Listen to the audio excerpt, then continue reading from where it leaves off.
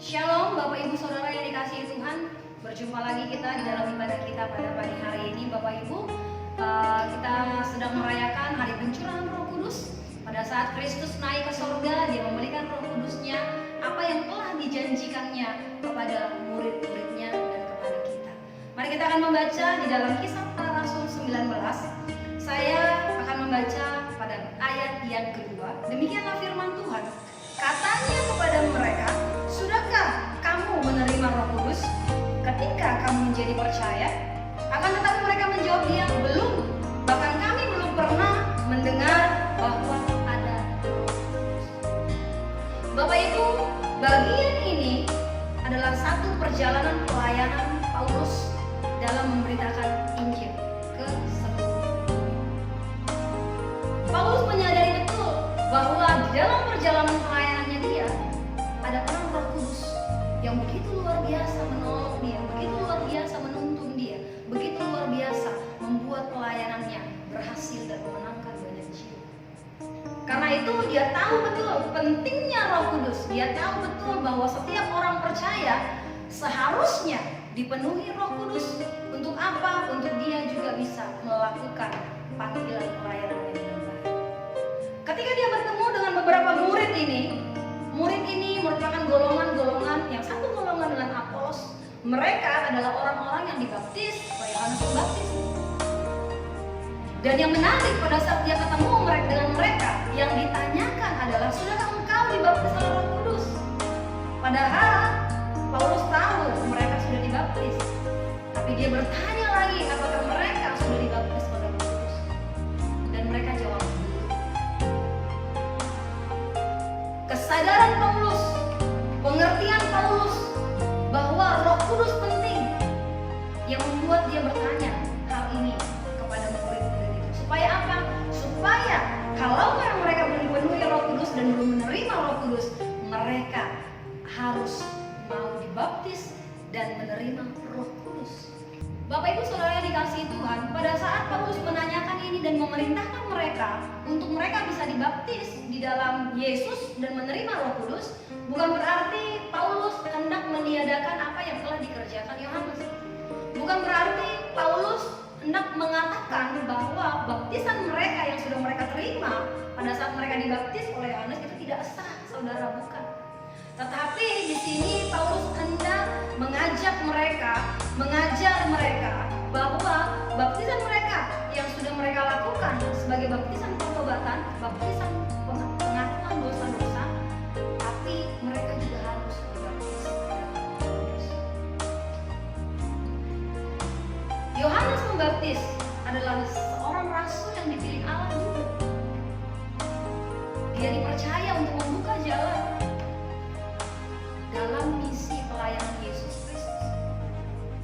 Jadi tidak mungkin antara apa yang dilakukan Yohanes Pembaptis dengan apa yang disampaikan oleh Paulus itu menjadi hal yang bertolak belakang. Karena firman adalah satu kesatuan yang tidak dapat dipisahkan. Di dalam Matius 3 ayat ketiga dituliskan begini, sesungguhnya dialah yang dimaksudkan Nabi Yesaya ketika ia berkata, ada suara orang yang berseru-seru di padang gurun, persiapkanlah jalan untuk Tuhan, luruskanlah jalan baginya. Yohanes Pembaptis telah dinubuatkan bahwa dia akan menjadi pembuka jalan bagi awal pelayanan Kristus.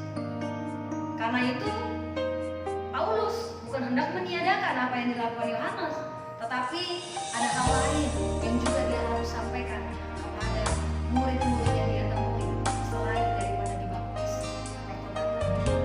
Dan sebenarnya Yohanes juga sudah sampaikan itu pada saat dia melakukan pekerjaannya. Di dalam Matius 3:11 dikatakan begini, aku membaptis kamu dengan air sebagai tanda pertobatan, tetapi ia yang datang kemudian daripadaku lebih berkuasa daripadaku, dan aku tidak layak melepaskan kasurnya. Ia akan membaptis kamu dengan Roh Kudus dan dengan api. Yohanes juga tahu bahwa tidak hanya cukup dibaptis pertobatan, tidak hanya cukup dibaptis mengakui dosa-dosa, saudara, tetapi perlu dibaptis di dalam Roh Kudus. Kenapa kita perlu dibaptis Roh Kudus? Kenapa nggak cukup kita dibaptis mengakui dosa, bertobat? Kenapa nggak cukup? Lalu kenapa kita harus dibaptis oleh Roh Kudus?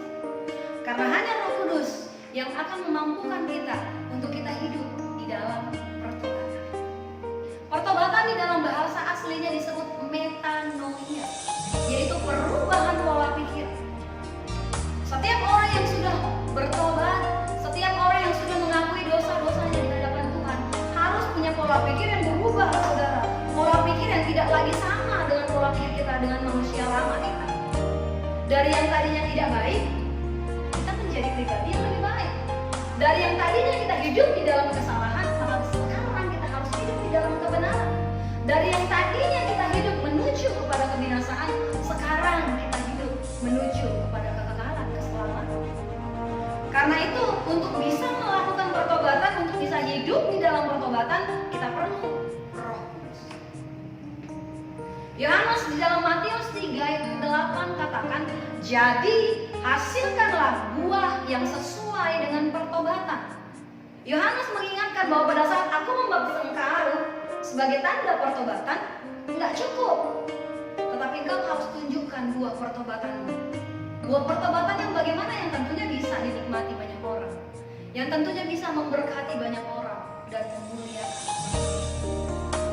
Lalu Paulus di dalam Filipi 2 ayat yang ke-12, dia menasehatkan supaya setiap orang yang sudah menerima keselamatan harus tetap mengerjakan keselamatan.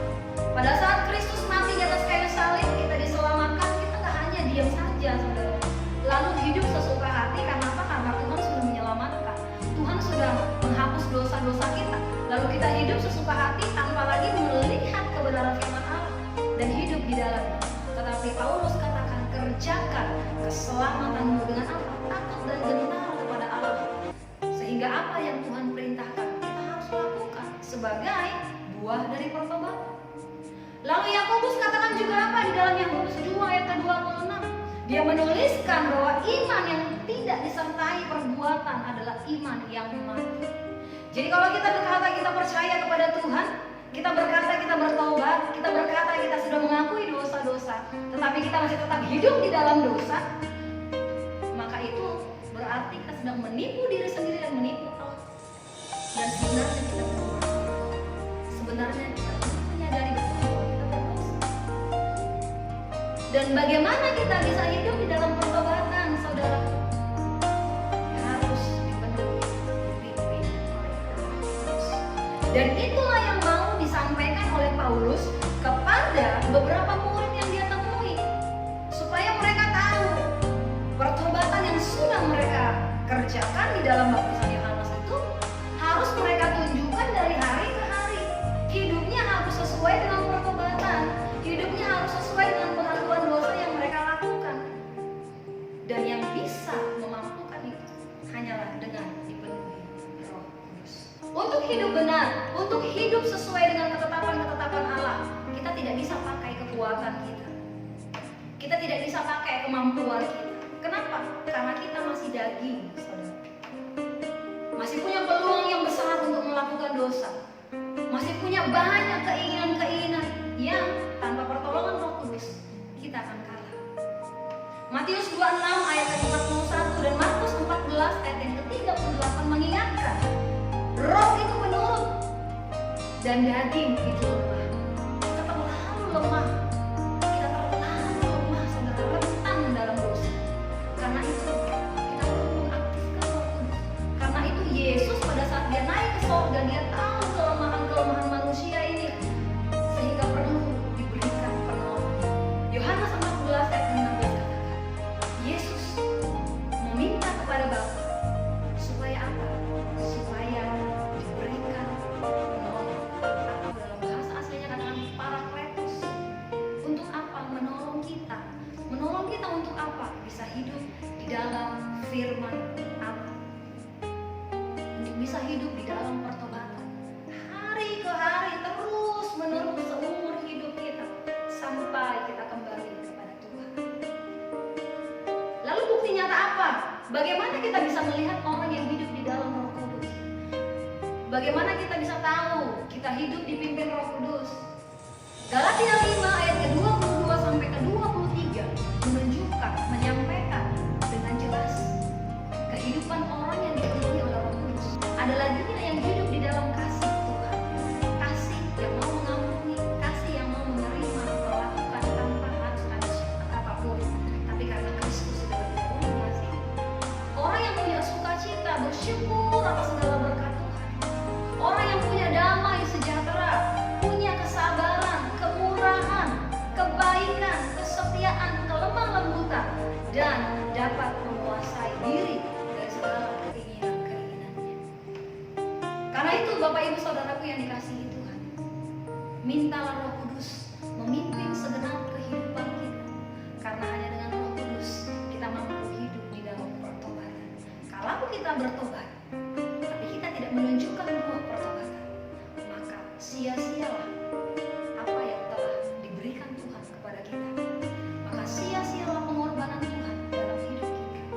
Tapi kalau kita mau dipimpin Roh Kudus, hidup di dalam pertobatan, maka seluruh kehidupan kita boleh menyenangkan dan memuliakan nama Tuhan. Kiranya firman Tuhan ini membuat kita semakin mencintai Tuhan dan minta agar seluruh kehidupan kita hanya dipimpin oleh Roh Kudus. Tuhan Yesus memberkati Bapak Ibu Saudara dan kita semuanya. Shalom.